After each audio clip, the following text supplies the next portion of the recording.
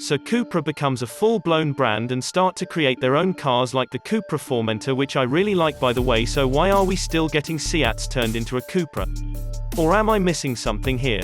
Is the new Cupra Leon really a true Cupra like the Formentor, or is it just a sporty Seat Leon?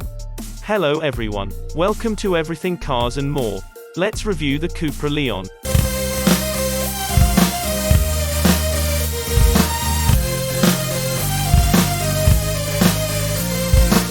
So it is no surprise then that the Cupra Leon looks very similar to the Seat Leon. At first glance you would think that it gets the same bumper as the Seat Leon FR, but if you put them both together you notice that they actually have different bumpers. To start with, the grey trim has actually extended into the bodywork past the wider side vents, and lower down we see that the body color seeps through into the central lower grille, unlike the Seat Leon FR bumper. Also we can see that the central lower and upper grille have a different mesh pattern which makes the car look sportier. Put together with the sporty logo and the thin LED headlights, it looks like a mean car that needs to be trained. Along the side there is no surprise that there are not a lot of changes apart from some gold wheels. To be honest, I am glad that there are no differences, because the creases below the window line and near the wheel arches make the car look sporty. At the back there are some real changes. To start with, you have the Cupra badge and the Cupra lettering rather than the handwritten Leon badge. We also have an aggressive bumper which in all makes the car look like it means business. We also get real quad exhaust pipes rather than the fake ones on the normal Seat Leon. So let's talk about what engines you can get with the Cupra Leon. So to start with, the cheapest Cupra Leon has a 2-liter turbo 4-cylinder engine which makes 242 bhp and can do 0 to 62 in 6.4 seconds, and this goes all the way to a limited 155 miles per hour. Sadly, this engine can only be had with a DSG gearbox. Next up is the fastest petrol engine, which is a 2-liter turbo which creates 296 bhp and can do 0 to 62 in 5.7 seconds, and like the other engine is limited to 155 miles per hour and can only be had with an automatic DSG gearbox.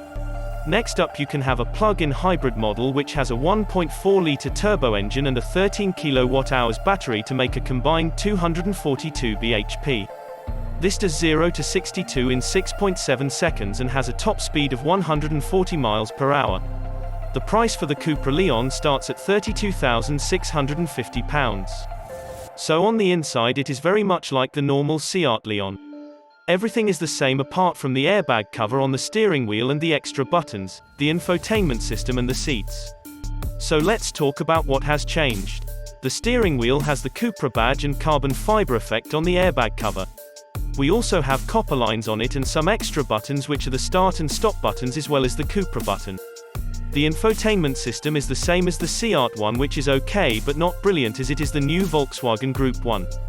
Finally, the seats are sporty bucket seats which actually support you very well. The rest of the interior is the normal Seat Leon interior, which is actually very good and is better than the old car. Sitting in the back, there is a good amount of headroom and legroom is okay, but because of the sport seats the view to the front is not great and I would not want to sit here on a long journey. We also get climate control and an armrest. Overall though it is not bad. The boot size of the Cupra Leon is 380 litres with the seats up, and with the seats down it is 1,210 litres. So in summary then, I really like this car, but for me, I don't think it is as good as the Formentor because it is not a standalone model. I see why it isn't, but the Formentor is better.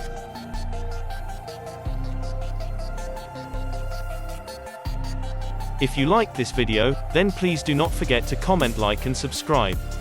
Thank you.